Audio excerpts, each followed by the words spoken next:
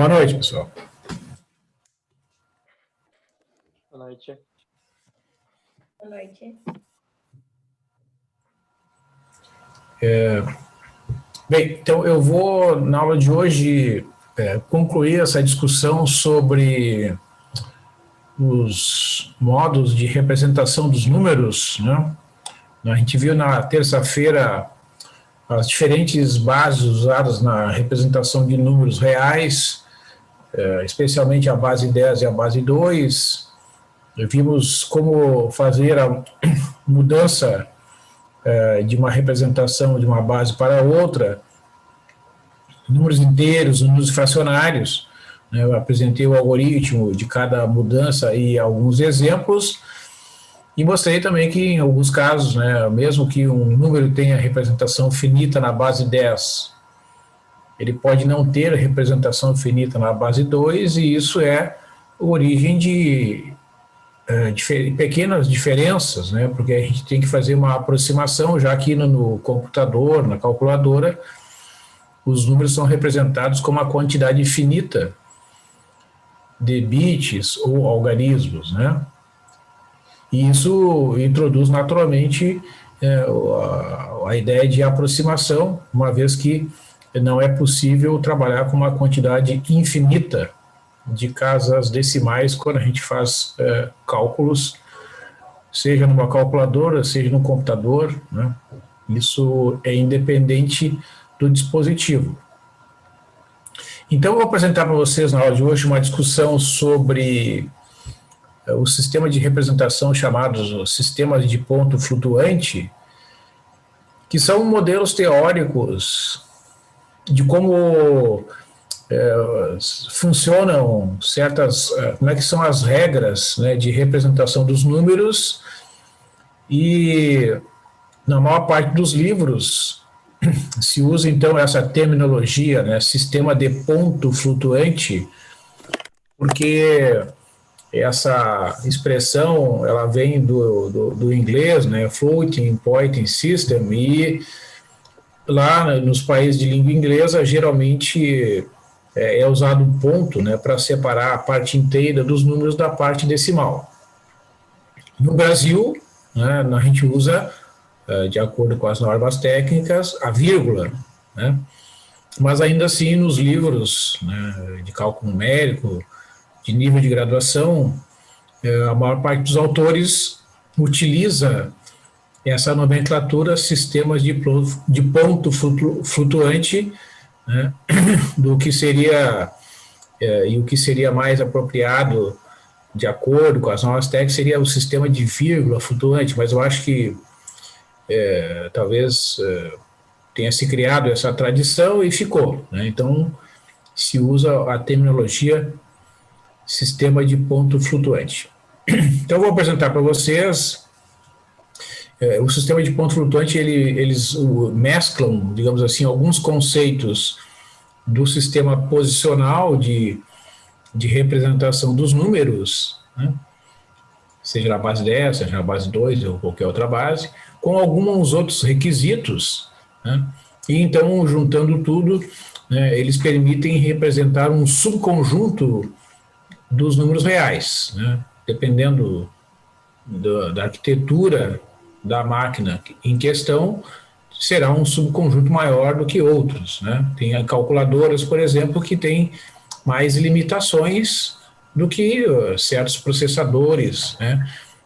Os chamados supercomputadores, por exemplo, que têm uma maior capacidade de registrar e representar os números na base 2 ou na base 10, de acordo com as conversões, né? Mas,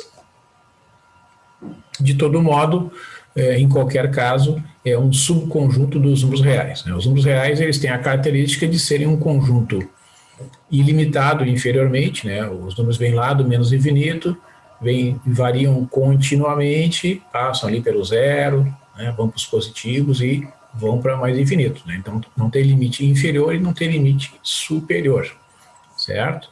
E variam continuamente, né? Não existe nenhum buraquinho, né? Entre dois números reais sempre tem um número real, e qualquer par de números reais tem algum número real no meio, né? Então não tem um furo, não tem buraco, tá? Então eu vou falar um pouco sobre o sistema de ponto flutuante. Então eu vou iniciar aqui. Não sei se vocês têm alguma pergunta aqui, pessoal, antes de eu iniciar.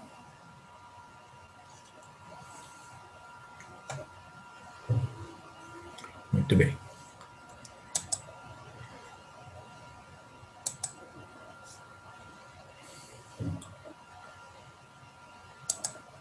Então, pessoal, eu um pouco tarde até eu consegui gerar um PDF aqui, porque o dia foi meio ocupado.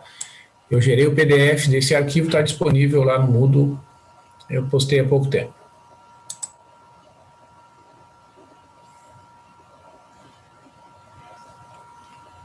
A segunda por hora gasta.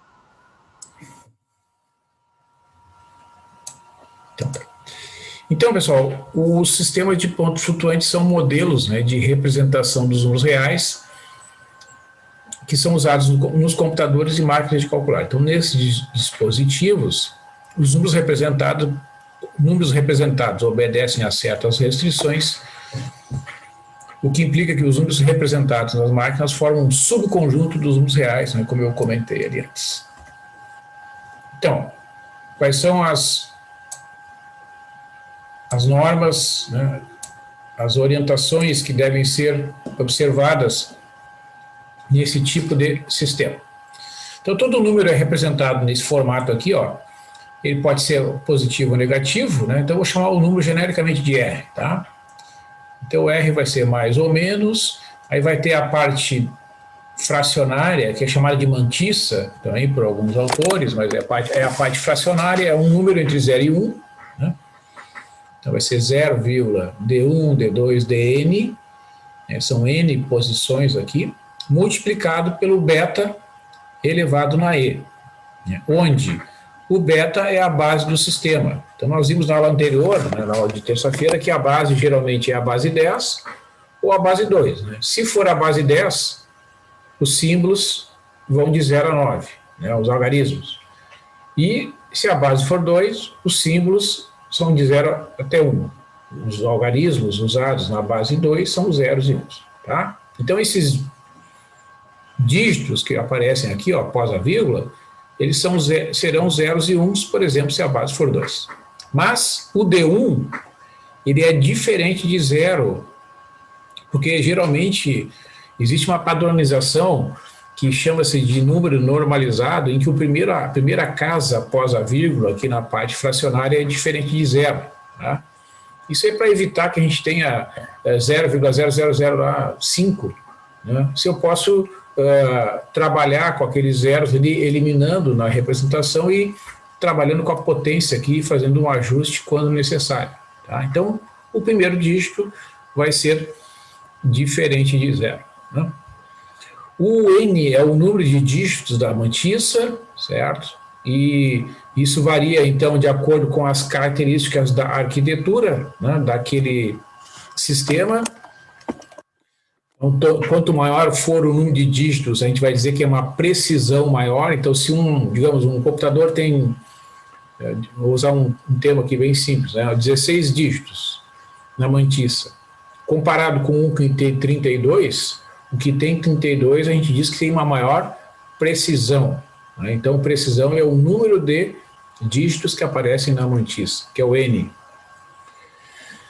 Então, está dito aqui, né, os dígitos variam de 0 até beta menos 1, por causa da lógica do sistema posicional, né, que nós vimos na aula anterior, e o D1, especialmente, é diferente de 0. Então, na base 2, por exemplo, o primeiro dígito é sempre 1. Tá? O E é um expoente que varia num certo intervalo. Geralmente esse intervalo aqui é de valores simétricos, tá? De menos 10 a 10, de menos 100 a 100, de menos 500 até 500, enfim.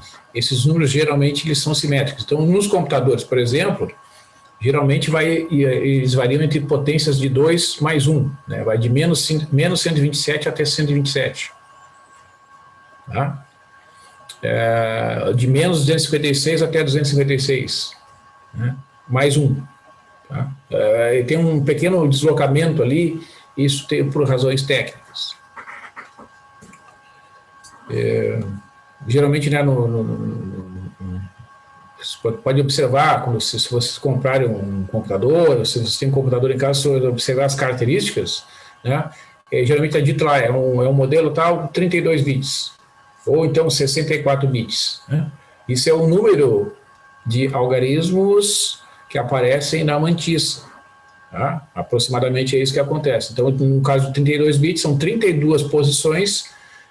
Algumas delas são ocupadas pela mantissa e algumas delas são reservadas para o expoente. Tá? Então, isso aqui é um modelo aproximado, né? Mas a lógica é essa. Tá? E tem também uma casa, né, uma posição lá dentro da representação dos números que é reservada para o sinal, né, ser mais ou menos. Tá? Então, geralmente, o primeiro dígito é diferente de zero, que é o chamado número normalizado. Então, o zero, né, como é que ele é representado? Ele pertence a qualquer sistema. Tá? O zero é um elemento neutro, né? Na adição, por exemplo, ele tem que estar presente, ele tem que ser representado no computador. Então, como é que ele é representado? É o único número que é representado com a mantissa igual a zero. Tá? Então, o zero como é que vai ser? 0,0000 vezes beta elevado no menor expoente possível. Geralmente é esta a representação do zero. Tá? Então, como eu disse aqui, né, o E2 e o E1 são valores simétricos. Né? Então, geralmente, o E1 ele é negativo e o E2 é positivo. Então, a notação utilizada geralmente é essa aqui que a gente está vendo em tela. F de flutuante, né? Sistema de ponto flutuante. O beta representa a base do sistema, o N representa a precisão, o expoente mínimo representado pelo E1 e o expoente máximo representado pelo E2. Tá? Então, estas são as características, tá, de um sistema de ponto flutuante que, com isso, né, ele está completamente caracterizado. Tá? Então, todos os números que podem ser representados num sistema de ponto flutuante, F, com esses parâmetros, em formato normalizado, formam um subconjunto de números reais. Tá? Então, eu sempre que eu falar em sistema de ponto flutuante e números representados em tais sistemas, eu estarei me referindo ao formato normalizado, tá? Que tem aquela restrição ali que o primeiro dígito é diferente de zero. Então, por exemplo, peguei 4, 5 números aqui, um exemplo 1, né? Escrever os números dados ali, tá? X, Y, Z, T e U, na base 10 em ponto flutuante na forma normalizada. Então aqui, pessoal, até vou corrigir aqui, ó, aqui é 10 ao quadrado, tá? Deixa eu ver aqui, vou ver se eu consigo fazer a correção já aqui para ganhar tempo aqui, para evitar confusão. Então já vou introduzir a correção aqui, ó.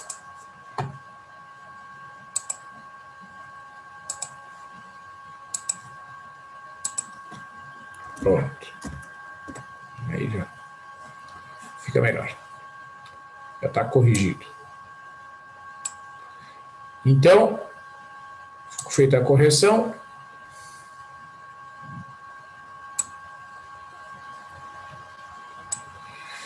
então o 0,35. Mas agora eu cometi um outro erro aqui. Certo. Agora sim. Agora está corrigido. Então vamos lá. Feita a correção. 0,35. Quando a gente escreve na base 10, né, para, digamos assim, a gente obedecer aquele padrão, a gente tem que escrever a potência da base, mesmo que o expoente seja zero. Tá?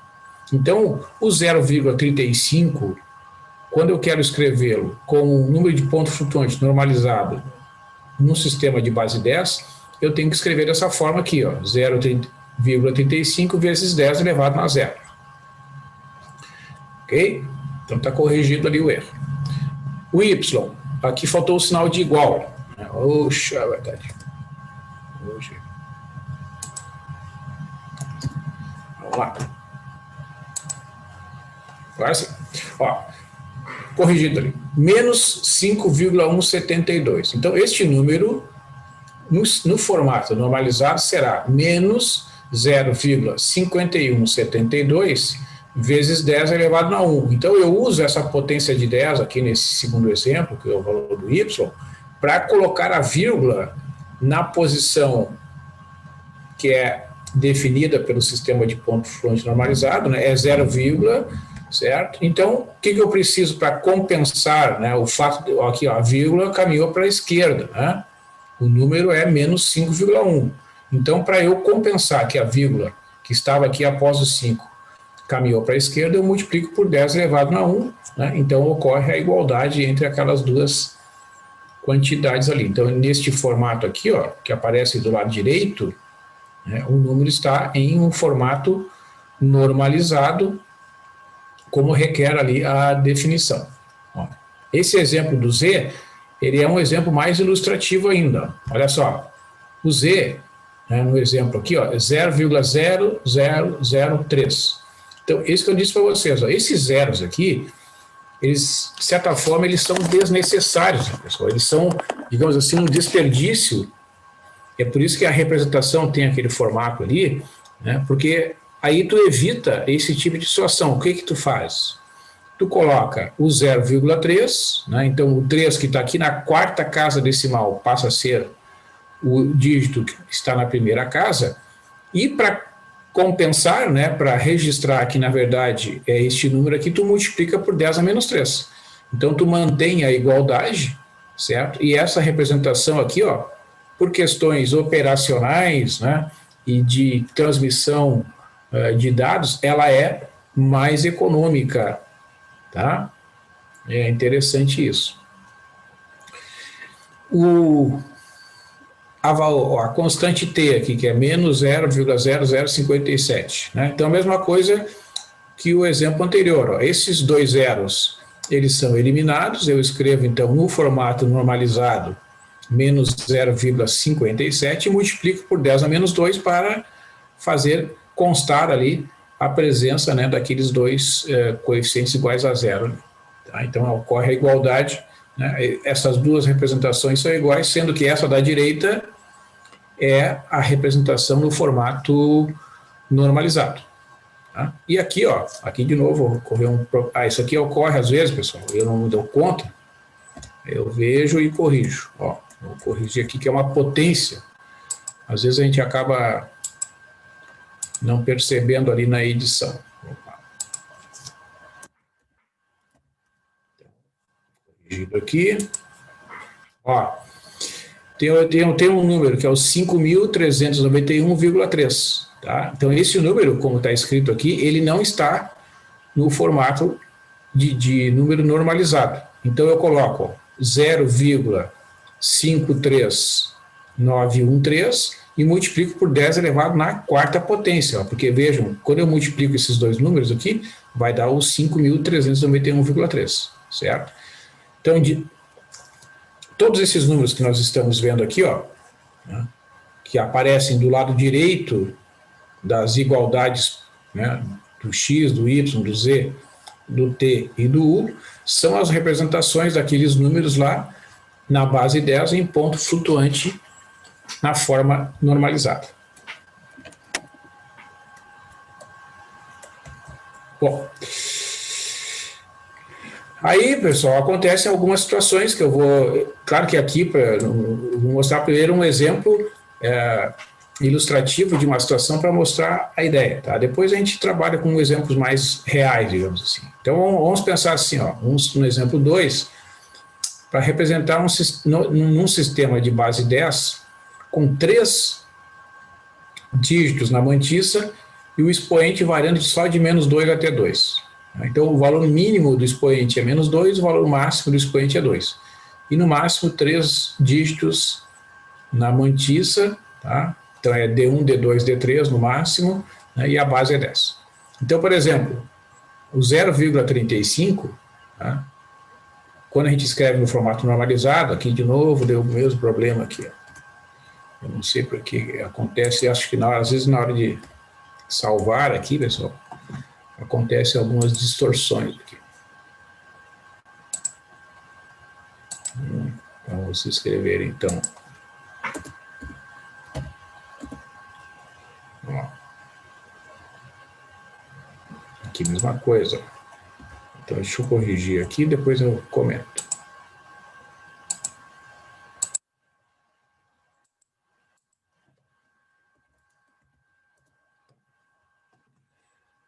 O restante está bem. Ó, então, por exemplo, 0,35, tá? É a mesma coisa. Se eu quero escrever com 3 algarismos da mantissa, eu escrevo como 0,350 vezes o 10 elevado a zero, né? Porque a vírgula ali, ó, ela não vai se deslocar nem para a esquerda nem para a direita, então a potência do 10 é 0, que está dentro do intervalo de variação do expoente ali, que vai de menos 2 a 2. O menos 5,172 é a mesma coisa que menos 0,517, porque vejam, esse 2 que aparece aqui seria o 4º dígito aqui na representação, mas esse sistema não tem 4 dígitos na mantissa, ele só tem 3. Tá? Então, ao ser descartado, né, o 2, eu mantenho o 3º dígito, que é o 7, tá? E para compensar ali o deslocamento da vírgula, eu multiplico por 10 elevado a 1. Né? E o expoente máximo é 2, então o 1 está dentro do intervalo considerado, está tudo certo nessa representação. Então vejam que aqui já tem uma aproximação, né? O número, de fato, ele não consegue ser representado naquele sistema. Ó, o outro exemplo lá, o 0,0003. Ele não tem representação nesse sistema, por quê? Porque quando eu escrevo esse número no formato normalizado, a potência correspondente, né, quando a gente escreve no formato normalizado, a potência é 10 a menos 3. Ó. E vocês vejam que 10 a menos 3 não admite representação aqui nesse sistema, tá? Porque o expoente mínimo é menos 2. Então não é possível fazer a representação. E a gente diz então que ocorre um underflow. Né? O valor, que é o 0,0003, ele é um valor menor do que o menor número positivo que é possível representar dentro desse sistema aqui. Tá? O menos 0,0057 é menos 0,57 vezes 10 a menos 2, ele está dentro ali, ó, dos limites da representação do sistema, porque o expoente é menos 2, pode ser representado. E o 5.391,3, ele também não tem representação, porque ao ser normalizado, ele fica 0,539, né, porque são só 3 dígitos na mantissa, multiplicado por 10 elevado a 4. Mas 10 elevado a 4 está fora do limite, está acima do máximo permitido para o expoente, que é 10 ao quadrado. Né? Então, a gente diz que ocorre um overflow, tá? Acima do teto. Tá? Bom, então, pessoal, o que acontece? Quer ver? Deixa eu mostrar aqui alguns exemplos usando calculadora, por exemplo. Tá? Quem tem calculadora aí pode fazer um testezinho, pode ser no celular mesmo. Tá? Calcule na calculadora, faça na calculadora o cálculo da raiz de 2, por favor.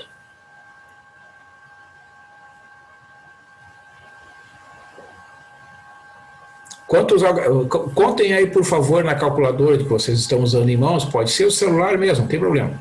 Quantos algarismos aparecem após a vírgula para vocês aí? Podem falar para mim, por favor, ou falar pelo chat aqui. 9. Ok, Tomás e Vinícius, 9 após a vírgula. Certo. A Thaís, que são 7, o Tomás também confirmou ali, tá, beleza. Então, vejam, vocês estão usando dispositivos, ó, o Vinícius disse que são 15, então vejam só a diferença, ó. Alguns responderam que é 9, outros responderam que é 7, né? o Vinícius respondeu que é 15. Então, vejam a diferença, tá, que ocorre na representação dos números. Né? Cada equipamento tem lá, né, uma arquitetura definida pelo seu fabricante, tá certo? Então, por razões que às vezes a gente nem tem como saber, né? Porque muitas vezes a gente compra muitos equipamentos, a gente compra ou a gente não lê o manual, quando o manual vem junto com o equipamento, né? Ou às vezes nem o manual vem, né? E às vezes quando o manual vem, ele não entra no detalhamento técnico desse tipo de representação. Tá? Às vezes o manual descreve lá outras questões relacionadas com o funcionamento do equipamento, né? Porque muitas vezes os fabricantes, por questões de segredo, né, de como eles desenvolvem os seus equipamentos, como eles fazem as conexões, eles preferem não informar, né? E aí tem toda uma questão lá de patentes, então isso é uma questão mais técnica e a maioria dos fabricantes prefere preservar essa informação de como é feita esta configuração, né? Mas, por exemplo, para vocês terem uma ideia aqui, ó, eu tenho uma calculadora que foi comprada há alguns anos pela então Faculdade de Matemática, né? E é um modelo da HP, que é esse modelo aqui, ó, se vocês conseguem enxergar, está meio manchado aqui o visor, ó. É um modelo bem antigo da HP, o HP 48S, tá? Então, ao calcular, né, a raiz quadrada de 2, este é o resultado que ela proporciona aqui, ó. Tá? Então, 1, 2, 3, 4, 5, 6, 7, 8, 9, 10, 11 casas decimais após a vírgula. E aí eu calculei lá no site da Wolfram, olha só, né, o resultado que aparece aí. Tá? E aí vocês podem perguntar assim, tá, mas qual é o sentido disso, né? Qual é a importância disso? Bom, pessoal, existem, às vezes, razões, né, mais teóricas e, às vezes, razões mais práticas. Eu já li, por exemplo, que, às vezes, os processadores, né, para serem testados quanto à sua velocidade de processamento, eles são botados para rodar, para calcular o pi com 1 milhão de casas decimais, o raiz de 2. Então, aí são problemas, né, que utilizam algoritmos bastante complexos, né, e aí é uma forma lá das pessoas testarem, né, a velocidade dos processadores, a qualidade dos resultados, etc. Então, mas é só um resultado interessante. Então, você vê no site da Wolfram, se vocês entram lá, ó, deixa eu mostrar para vocês. Bom, eu não vou entrar agora aqui no site, porque senão eu vou ter que ir e voltar. Vocês podem testar lá a raiz quadrada de 2, vai dar essa sequência imensa aqui de casas decimais. Se vocês têm calculadoras mais simples, né, vocês vão ver que às vezes as calculadoras têm resultados um pouquinho diferentes, porque elas fazem talvez algum outro processo de arredondamento. Muito bem.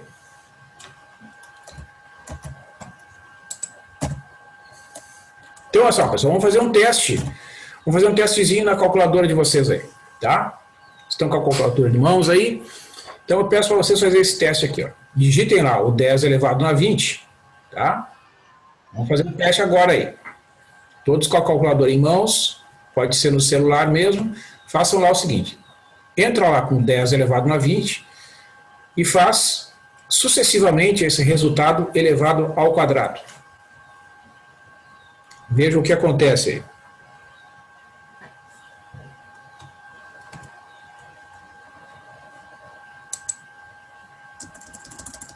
Olha, eu vou escrevendo aqui os resultados, aí a gente vai ver se vai conferir com a calculadora de vocês aí. Vou botar aqui, ó. Vocês vão conferindo.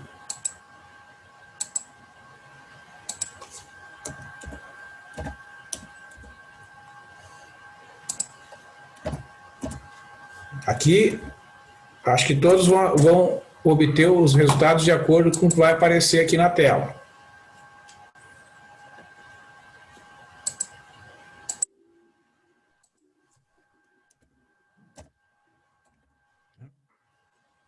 Aqui, ó, aqui já vai dar, vai começar a dar a diferença.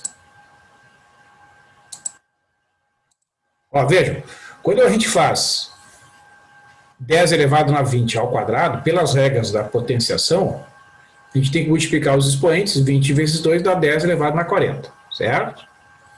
Fazendo, novamente, 10 elevado a 40 ao quadrado, vai dar 10 elevado a 80. Então, a gente sabe que esse é o resultado exato aqui, o resultado correto. Quando a gente faz novamente esse número elevado ao quadrado, qual é o resultado? 10 elevado a 160. O que acontece na calculadora de vocês aí? Dá erro. Dá erro? Quais são as mensagens que aparecem para vocês aí? Minha deu erro também.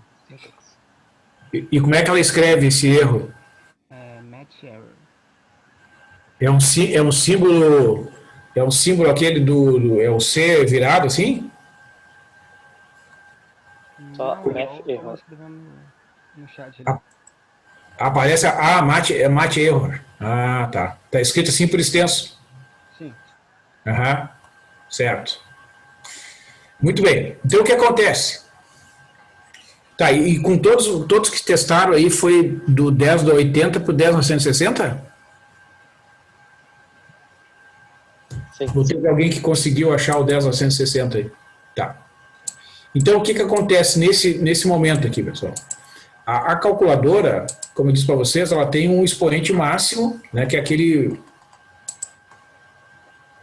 O 10 a 160, isso, exatamente. O que acontece? Se vocês fizerem, façam um testezinho aí, ó.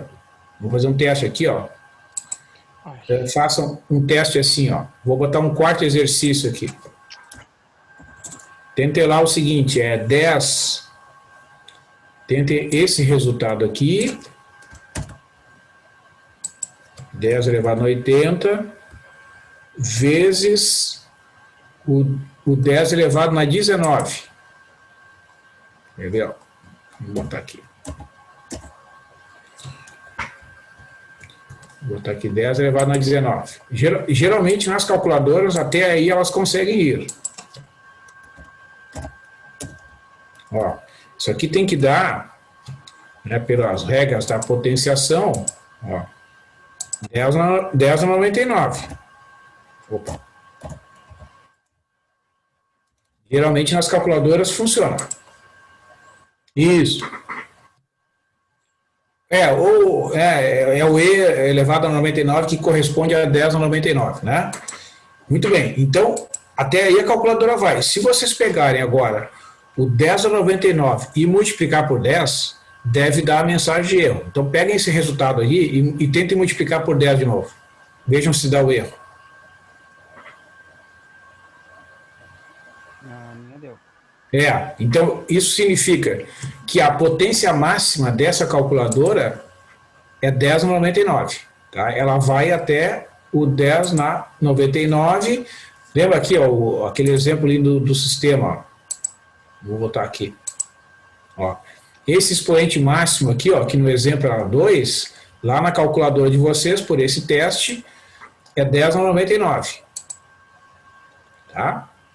A maioria das calculadoras científicas, ela tem esse limite que é o 10 na 99. Por exemplo, essa HP 48 que eu falei para vocês, e se alguém tem HP, você pode testar, ela vai até 10 na 499. O expoente máximo dela é 10 na 499. Tá? Então é um teste simples, né, que vocês podem depois, sei lá, digamos que você tem um irmão, um primo, um tio que tem uma calculadora com modelo diferente, faça o teste lá para ver qual é o overflow, né, qual é o expoente máximo. Isso é interessante para a gente ver essas diferenças que existem, né, entre esses dispositivos. Tá?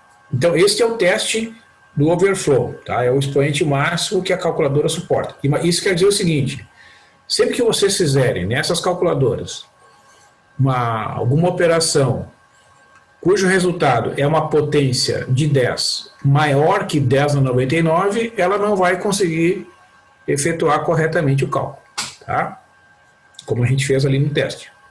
Agora vamos fazer o teste do expoente mínimo. Ó. Do underflow, vou botar aqui, agora é o underflow. Vamos corrigir. Então, agora vocês vão começar no teste com o 10 na menos 20. Entra lá com 10 na menos 20 na máquina e vai calculando esses números, este número elevado ao quadrado. Tá? Então, o que vai acontecer, né, pessoal? O primeiro resultado vai dar 10 na menos 40. Aqui todo mundo vai conseguir obter o resultado certo. 10 na menos 40. Aí vocês façam este resultado elevado ao quadrado. Vai dar...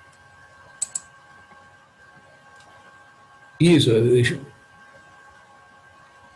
Tá, Tomás, mas aí tu tá falando de qual já do underflow? Que chega a zero?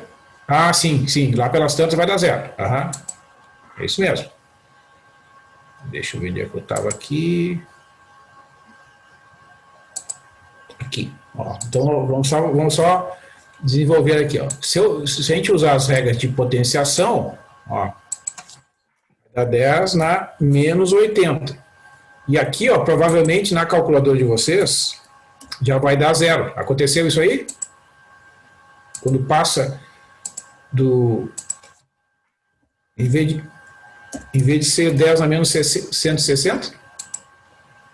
Isso, exatamente. Então, provavelmente, nessas calculadoras que vocês estão usando, o limite deve ser 10 na menos 99. Então, vocês podem fazer o seguinte teste, ó, para confirmar, tá? Vocês façam o seguinte, pegam o número... Eu vou fazer aqui um testezinho. Peraí. Tu conseguiu 10 a menos 160. Então tá isso. Agora tu pega e eleva ao quadrado de novo. Vê até onde a tua máquina vai. Vamos ver. Por favor.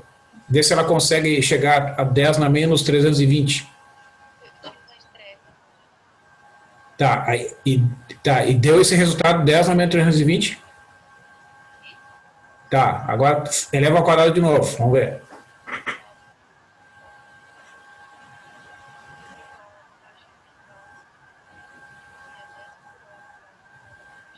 Ah, sim, agora deu zero. Então, essa máquina que tu está usando, ela tem uma capacidade maior, ela vai a expoentes né, mais negativos, né? Então, possivelmente, ela deve ir lá, talvez elas tenham uma configuração parecida com a da HP 48, talvez ela vá até 10 a menos 499, porque esse teste ele não permite determinar exatamente, né? A gente tem que fazer por aproximação, tá?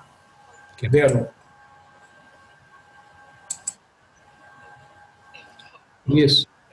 Então, a partir do menos 320, né, entre menos 320 e menos 640, tem algum número a partir do qual ele arredonda para zero. Né? Pode ser 10 a menos 400, pode ser 10 a menos 500, aí tem que testar, né, para ir conseguir realmente determinar a fronteira. Como é que a gente pode testar? Por exemplo, vamos pegar o exemplo aqui esse aqui, ó, tá? Vamos supor. Pega, por exemplo, 10, faz um teste, neste caso aqui, ó, tá? Do pessoal que já deu um zero aqui no menos 160. Pode fazer um seguinte teste, ó.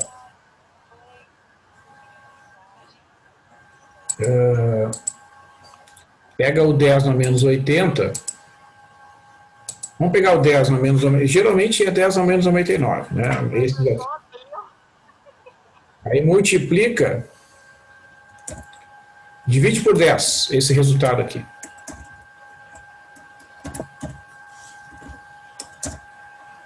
Tá? Ó, pelas regras de potenciação, o resultado é 10 a menos 100. Vejam o que acontece na calculadora de vocês aí, se já dá zero. Até menos 323. Ah, interessante. Interessante. Esse limite aí eu não conhecia, menos 323 eu realmente não conhecia. Viu? Então, né, vejam como é variável, né, a configuração aí desses equipamentos. O Vinícius obteve zero. Então, quando divide o 10 a menos 99 já dá zero, é isso? Deixa eu ver aqui. Ah, beleza. Então tá certo. Então veja, né, pessoal, que é isso, né? Esses exemplos mostram, só que aí o tratamento do underflow é diferente, tá? Se vocês calcularem e lá pelas tantas for um expoente menor, aí a máquina arredonda para zero, né? Ela te dá o resultado como se fosse zero. É diferente do overflow, lá que a máquina deu uma resposta de erro. Aqui ela não dá a resposta de erro, né? Certo? Ela efetua a operação e considera que aquele número é um número que está abaixo, né, do limite que ela é capaz de representar, então ela arredonda para zero. É claro que para nossas necessidades do dia a dia, dificilmente a gente vai precisar de um expoente desta ordem de grandeza, né? 10 na menos 99, certo, pessoal? Onde é que isso é importante? Em que tipo de problema, né, isso pode ser importante? Em problemas que envolvem, sei lá, uma reação controlada em laboratório, que, sei lá, um pesquisador está testando lá um equipamento novo, um material novo, né? Certo? Aí pode ser importante, certo? Esse 10 na menos 99, né? Certo? No nosso dia a dia, eu pelo menos, né, não trabalho com problemas que envolvem esse tipo de grandeza, né? Mas para quem trabalha, né, aí uma máquina dessa, por exemplo, já não serviria, né? Então, para vocês verem a diferença.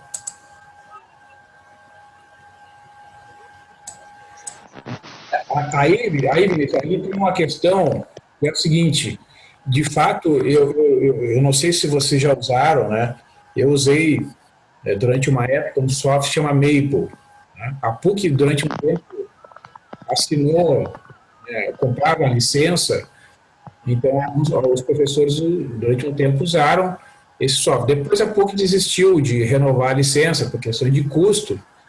Então na época que eu usava, eu e outros professores, assim, investigando ali o programa, nós descobrimos que era possível, através do software, né, fazer configurações para alterar esses limites, tanto o limite inferior do expoente quanto o limite superior, tá? Mas aí era através de software, né? Então existia lá, digamos assim, esta possibilidade, mas era garantida pelo software. Eu te confesso que eu não saberia te dizer como é que isso era administrado a nível de máquina. Tá? Realmente eu não tenho conhecimento para saber como é que é feito isso, porque a máquina, né, o processador, ele obrigatoriamente ele terá que ter limites. Tá? Não sei como é possível alterar isso de modo assim, né, deixar flexível. Né? Talvez existam computadores, sei lá, talvez o Departamento de Estado americano tenha, né, os governos que têm mais dinheiro talvez consigam desenvolver máquinas que tenham essa capacidade, mas as máquinas comuns não são capazes de fazer isso não, pelo menos que é do meu conhecimento, né? Existe um limite mínimo e um limite máximo ali para o expoente na representação. Tá? Muito bem, pessoal. Então, agradeço aí a participação de vocês no testezinho, né? Isso é importante para vocês entenderem um pouco melhor como é que funcionam esses dispositivos, tá? Bom, então, existe um outro detalhe muito importante aqui, ó, que é quantos números podem ser representados dentro de um sistema de ponto flutuante que a gente chama de cardinalidade, né? É o número de elementos que pode ser representados por tal sistema. Então, a notação é esse símbolo aqui, ó, tá? Do jogo da velha, né? Então, o jogo da velha, do lado do F, significa cardinalidade do conjunto. Então, denota o número de elementos do conjunto representado pelo sistema de ponto flutuante de base beta, precisão N, e o expoente variando de E1 até E2. Tá? Então, como o expoente é um número inteiro, como N é o número de dígitos da mantissa e beta é a base no sistema posicional, a fórmula que me dá o número de algarismos, o número de elementos do conjunto, é essa fórmula aqui. Ó. Essa fórmula vai me dar o total de números que pode ser representados por um sistema de ponto flutuante com estes parâmetros. O porquê da fórmula? Vamos lá. 2. Por que aparece 2 aqui? Vamos lá. Porque, exceto o 0, né, todo número tem o seu simétrico. Então, tem lá o número menos 1 e o 1, o número menos 2 e o 2, o 0,5 e o menos 0,5. Então, os números aparecem aos pares, né? Ó, na primeira posição da mantissa, né, da parte fracionária, o dígito tem que ser diferente de 0. Então, eu tenho beta menos 1 possibilidades para preencher a primeira casa. Tá? As demais, eu tenho beta possibilidades. Né? Então, eu tenho no total, para preencher todas as casas da mantissa, eu tenho essa quantidade de possibilidades aqui, ó. Beta menos 1 vezes beta elevado na menos 1. É só vocês fazerem ali uns tracinhos, né? O primeiro tracinho, eu tenho beta menos 1 possibilidades. Para o segundo tracinho, que é o dígito 2, eu tenho beta possibilidades. Para o terceiro, eu tenho beta possibilidades. Até o n dígito que eu tenho beta possibilidades. Eu multiplico tudo, dá essa quantidade que está destacado na tela ali. Tá? Como o expoente vai de E1 até E2, né, a quantidade total de expoentes é o maior menos o menor, mais 1. Por exemplo, de menos 99 até 99, são 198 mais uma possibilidade. São 199 possibilidades para o expoente. Tá? Multiplico tudo isso aqui e somo 1. Este 1 que aparece aqui, pessoal, separado, é o 0. Né? Porque o 0 ele não tem simétrico. Né? O 0 não tem o 0 positivo e o negativo, só tem o 0. Tá? Então, tem esse 1 que aparece aqui, é o 0 que tem aquela representação um pouquinho diferente lá no sistema de ponto flutuante. Tá? Então, por exemplo, se eu pegar esse sistema aqui, ó, de base 10, 3 algarismos na mantissa, o expoente vai dando de menos 2 até 2, né? Ó, o beta é 10, o n é 3, o E1 é menos 2 e o E2 é 2. Vamos corrigir aqui. Ó. Então, o total de possibilidades, o total de elementos que podem ser representados nesse sistema será a multiplicação desses fatores. 2 vezes 9, ó, 9 vezes 10 ao quadrado, porque é por causa daquela lógica, né? A primeira posição após a vírgula, eu tenho 9 possibilidades. É de 1 até 9, né? O 0 eu tiro fora. E as outras duas posições, o D2 e o D3, eu tenho 10 possibilidades para cada uma delas. Então, eu multiplico por 9 vezes 10 ao quadrado. Esse 2 aqui nós já vimos que é o sinal de mais ou menos. Multiplica por o expoente máximo, que é 2, menos o expoente mínimo, que é menos 2 mais 1, fecho parênteses, e somo 1 lá, que é o elemento que representa o 0. Né? Então, ó, detalhando ali a fórmula, certo? Eu tenho o mais ou menos, que corresponde ao fator 2, o dígito 1 eu tenho 9 possibilidades, o dígito 2 eu tenho 10 possibilidades, o dígito 3 eu tenho 10 possibilidades, o expoente eu tenho 5 possibilidades, mais o 0, que tem representação única. Tá? Então, multiplicando todos esses fatores, eu tenho 9.001 elementos representados nesse sistema de ponto flutuante. Né? Então, é um subconjunto que pode ser com 9.001 elementos do conjunto dos reais. Né? É um subconjunto dos números reais que tem 9.001 elementos. Então, vocês têm, por exemplo, nas calculadoras que vocês estão usando, todos os parâmetros necessários para calcular a cardinalidade. Né? A base é 10, certo?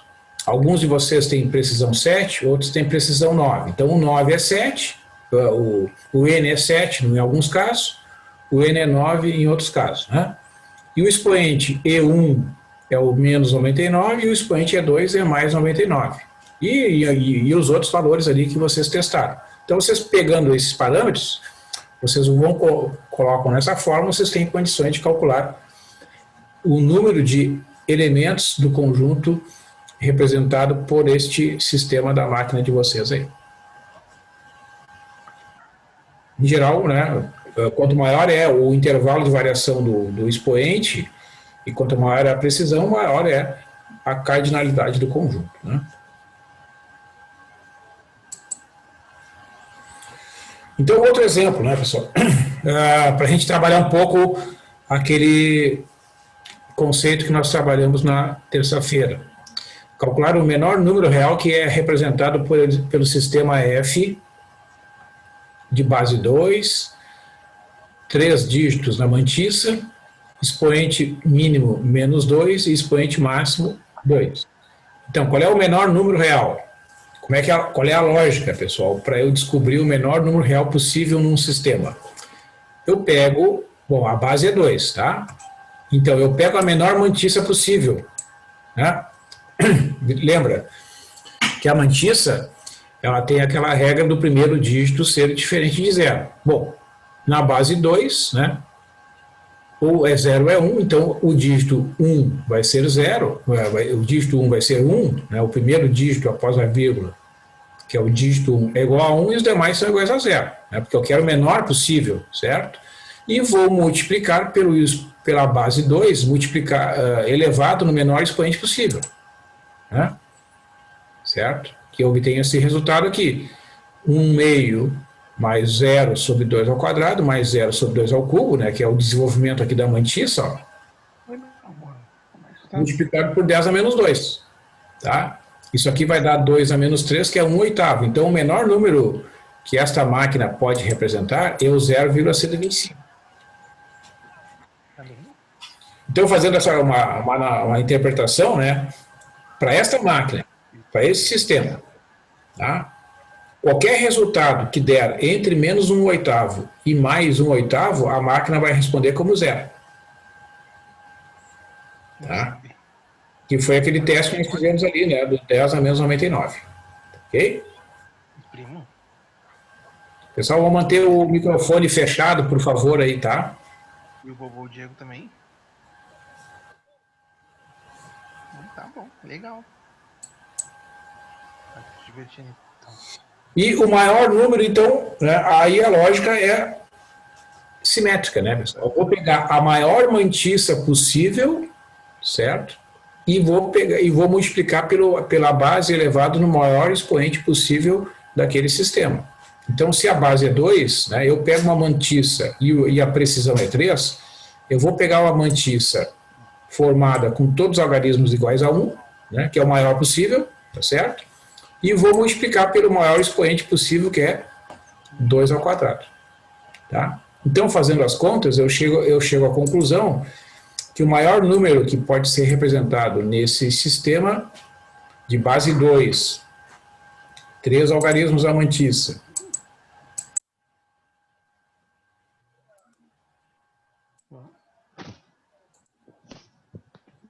o expoente mínimo igual a menos 2, o expoente máximo igual a 2 é o 3,5.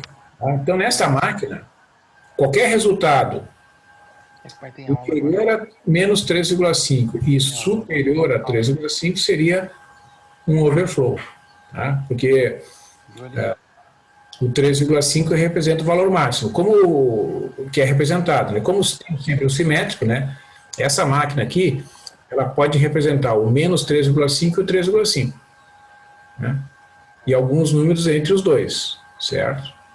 Mas fora desse conjunto, nenhum número é representado. Aí ocorre o overflow. Certo, pessoal? Então, qual é quais as conclusões, né, que a gente tira dessa apresentação de hoje? É que o sistema de ponto flutuante normalizado, ele é uma aproximação, né, no conjunto dos números reais, tá certo? E por isso, ao usar uma calculadora, como essas que a gente hoje, né, a gente utiliza até do celular, que se tornaram, né, mais baratas, mais acessíveis, naturalmente a gente está fazendo cálculos aproximados, né? Por que a gente não tem muitos problemas, né, com esses cálculos aproximados? Porque as diferenças que ocorrem quando existem, elas são lá sétima, na oitava, na nona casa decimal, né? E para os problemas do cotidiano da maioria das pessoas, essas diferenças que são percebidas nestas posições, elas não têm importância, né? Quando é que a gente se incomoda, ou quando é que a gente começa a se preocupar, por exemplo? Vamos supor lá, tu faz um exame e aí o médico fica em dúvida se tu tem ou não uma determinada doença, porque aí o indicador está perto do limite, né? Aí nesses casos tem que haver preocupação, tá? Porque, por exemplo, tu vai fazer, sei lá, um cálculo ali, como nós fizemos da raiz quadrada de 2, né? Para a maior parte dos problemas, sejam eles acadêmicos, que vocês vão enfrentar aqui no curso de graduação de vocês, ou na vida, né, no nosso dia a dia, a raiz quadrada de 2, quando tu precisa lá, tu usa 1,41, na maior parte dos casos isso resolve bem o problema, né? E a calculadora até permite um maior número de casos decimais, né? Então, e o que é mais importante, né, pessoal, hoje a internet, ela proporciona esses recursos desses sites que tu praticamente não tem custo, né? Tá, tu tem o custo de acessar a internet, né? Mas vamos abstrair isso, né? Então tu acessa ali, tu não tem custo no acesso para o site da Wolfram, por exemplo, né? Tu coloca lá a raiz quadrada de 2, estou precisando, não tem calculadora aqui, coloca ali, tu obtém o resultado sem fazer qualquer outro esforço, né? Basta te digitar ali o símbolo correspondente ao cálculo da raiz quadrada de 2. Esse é o maior esforço que a gente tem que fazer, né? Isso significa que, né, os custos para a maior parte das pessoas diminuíram muito, né? E isso facilita o acesso à informação, né? Então essas diferenças que ocorrem nas casas cada vez mais distantes da vírgula, né, no dia a dia das pessoas não tem um impacto maior, né? Tá certo? Claro que aí, se tu for falar de um problema como, por exemplo, calcular a rota de um foguete que vai sair da Terra e vai chegar em Marte, bom, aí é outro tipo de problema, né? Que às vezes são cálculos que envolvem realmente uma quantidade de casas decimais muito maior do que aquela que o cidadão comum tem que se preocupar no dia a dia, tá? Então, cada problema tem o seu contexto, né? Então, o que fica de mensagem aqui, a ideia que vocês devem pensar, o que o professor está querendo dizer? É que as máquinas de calcular, né, se desenvolveram muito, então elas têm modelos muito capazes de resolver a maior parte dos problemas mais simples, né? Os problemas de vocês aí do curso de graduação provavelmente serão, boa parte deles, bem resolvidos com o uso de uma calculadora como essa que vocês estão usando, né? Não vão ter problemas de arredondamento oriundos do uso desses dispositivos, né? Mas que eles existem, né? O conjunto dos números reais é uma coisa, o conjunto representado pelas máquinas de calcular é um subconjunto, né? É um pedaço, né, do conjunto dos números reais, e tem esses problemas de overflow e underflow que eu ilustrei na aula de hoje aqui, tá? Então, eu vou encerrar, pessoal. Dou boa noite para você.